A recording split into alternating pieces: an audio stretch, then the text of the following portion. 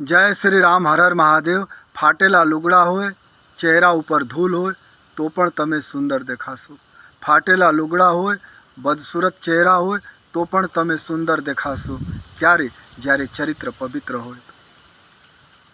રાવણ જેટલી સંપત્તિ આજે કોઈ પાસે નથી, સત્તા પણ નથી અને ભવિષ્યમાં પણ મળશે નહીં, પણ રાવણ ઉપર લોકો સવાલ કરતા, ચરિત્ર ખરાબ હતા, ભાઈ સવાલ કરતા, પત્ની સવાલ કરતી।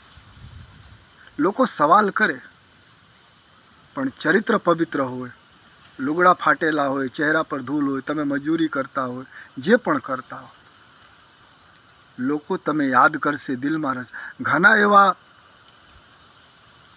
વારવટિયા થઈ ગયેલા છે, ચોર લૂંટેરા થઈ ગયેલા છે, જેને લોકો યાદ કરે છે, કારણ ચરિત્રવાન હતા।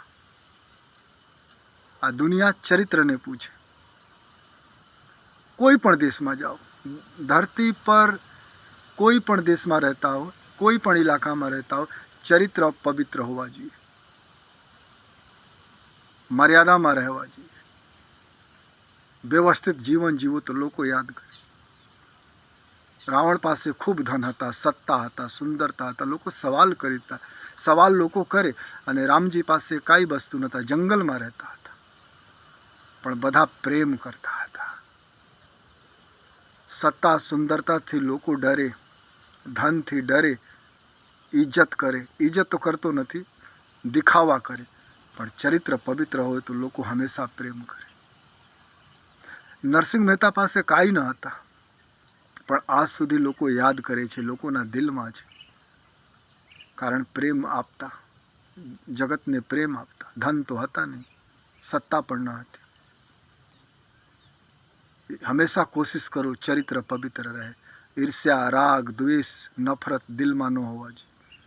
કોઈ ખરાબ બોલે તો સમજી લો પ્રભુની મરજી, કોઈ પ્રશંસા કરે તો પ્રભુની મરજી।